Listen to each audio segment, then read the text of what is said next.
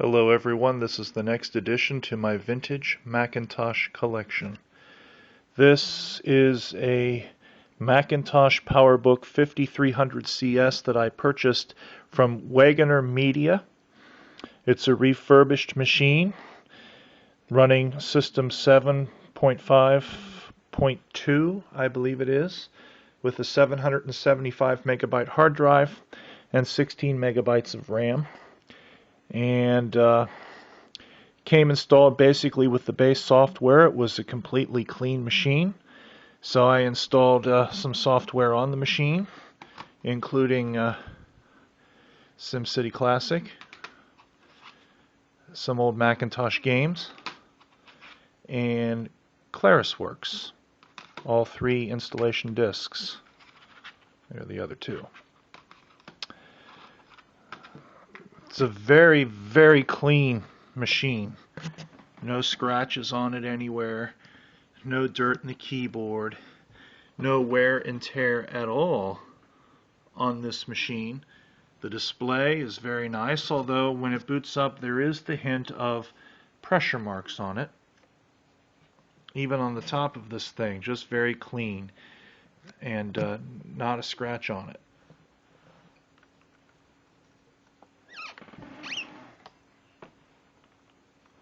I'm going to go ahead and boot this machine up for us on YouTube, and we're going to do a little exploration here. Usually when this boots up, the screen is actually a little bit dark, and I have to brighten it up with the brightness and contrast buttons that are over here on the side.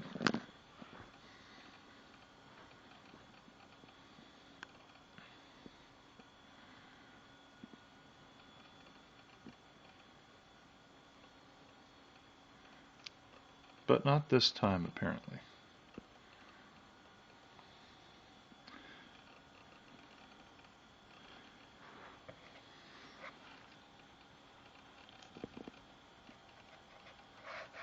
I'm actually quite impressed with this old machine, which is circa 1995. If I look at the Mac Tracker software here,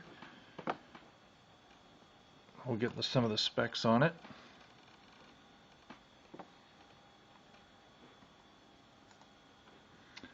What we have is the PowerBook 5300 series. Was introduced in August of 1995. It was discontinued in October of 1996. Its initial price was between $2,300 and $6,800. Had a processor speed of 100 megahertz. Had a PowerPC 603E chip. It had a 750 megabyte hard drive, a 1.44 megabyte floppy drive. Its original Mac OS was System 7.5.2, and its maximum Mac OS was Mac OS 9.1. I do have a Mac OS 9.1 CD, but no CD-ROM driver to hook into the SCSI port in order to install such software, and I think that would really bog this machine down anyway, so I'm going to leave it with System 7. We look at some more information here. It has an HDI 30 SCSI port. It was many of the 5300 shipped DOA, and this was the main cause of Apple's reputation for faulty products in the mid-90s. The 5300 was pretty much known as one of the worst Macintosh notebooks that was ever shipped. Some of them were dead on arrival. Some of them, the batteries overheated and spontaneously combusted. But as I said, this is a refurbished machine from Wegener Media that I intend to use as a personal journal. This is why I installed ClarisWorks on the machine. I don't know if it's going to be possible to hear from the Mac Tracker on the computer the startup chime, which is what you want to hear, and the death chime, which you do not want to hear.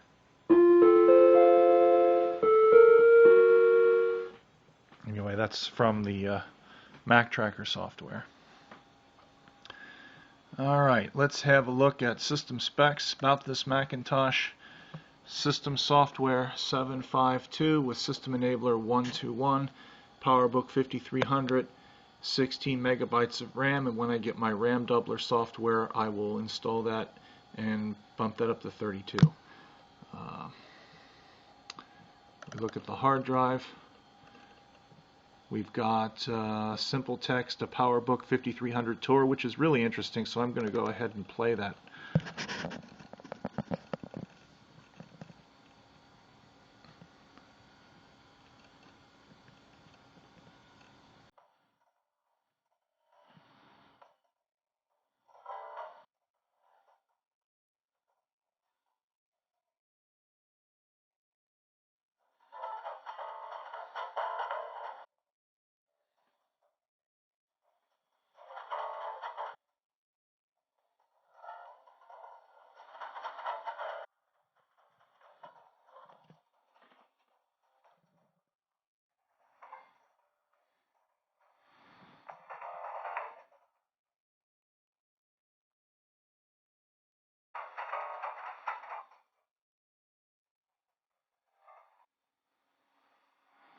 So then it gives us, let's look at product specifications here, and it pretty much is going to tell us exactly what we just got off of the Mac Tracker. The 5300 CS is a 100 MHz PowerPC 603E, 10.4 inch backlit dual scan color display, 8 to 16 or to 64 megabytes of RAM. This has 16, 750 megabyte hard drive, and it weighs 6.4 pounds. Okay. There are quite a number of things that are covered in this little tutorial. If wanted to know more about, say, expansion bay, we just click on that and it'll tell us what the expansion bay is. There is no CD-ROM that goes into the expansion bay. It's just a floppy drive. But you could also get a magneto optical drive, a second hard disk, an integrated AC adapter, and other devices.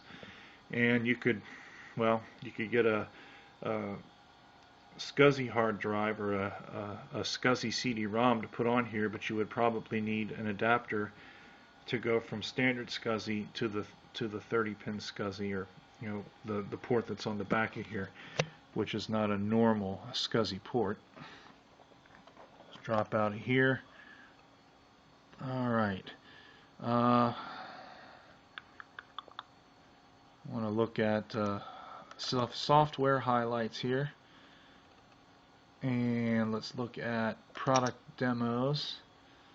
Let's see, entertainment. They have a solitaire game on here. The original item can't be found. That's probably because I moved the dang thing. So I have to open it from applications. I moved it into a games folder. So that's what happens when you move files. Then they can't find files. So it has solitaire. This is my last game and I'm kind of stuck. Let's just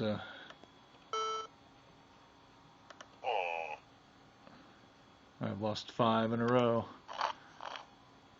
Sometimes it's difficult to solitaire can be a tough game.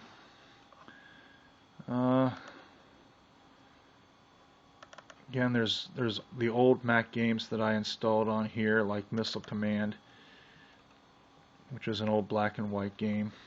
Okay. Kind of cool.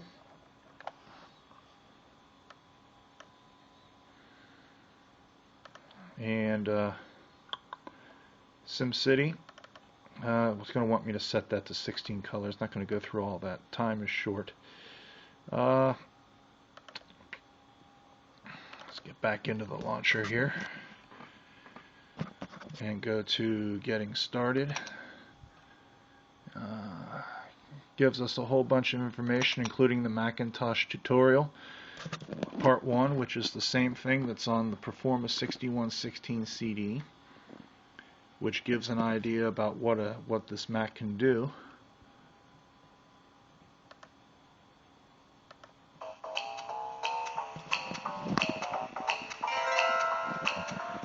This on this little PowerBook.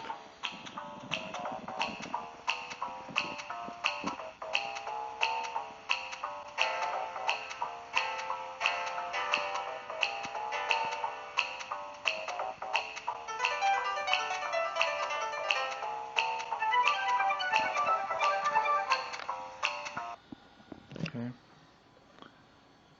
Let's quit. Part 2 is not on the machine, but part 1 is.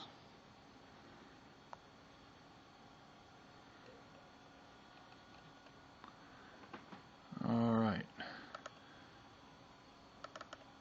Go back up here into ClarisWorks, and I installed ClarisWorks so that I could use this machine for some writing.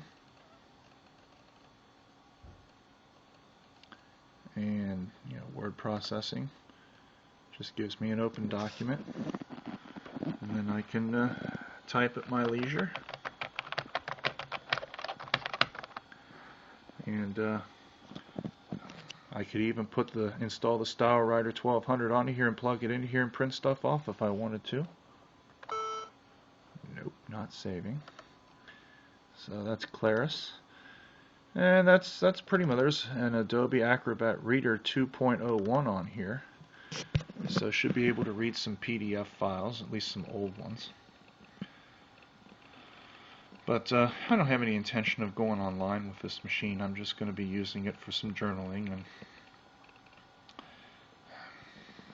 that would be that's just about it. But the installed software is working very well, very seamless, and should be a very nice computer to use for what I plan to use it for.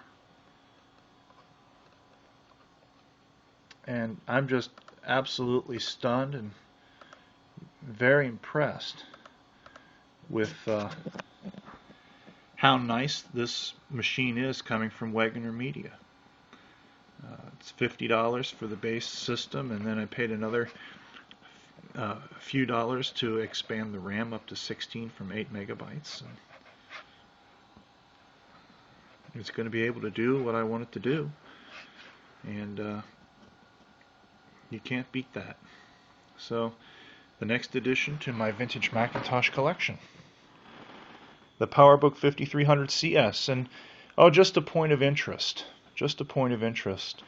the PowerBook 5300 CS, I believe, was the Macintosh portable that was featured heavily in the movie Independence Day back in the mid-1990s. It was the computer that was used to upload the computer virus into the alien mothership in order for the shields to drop so that they could be destroyed and brought down. But not real realistic, but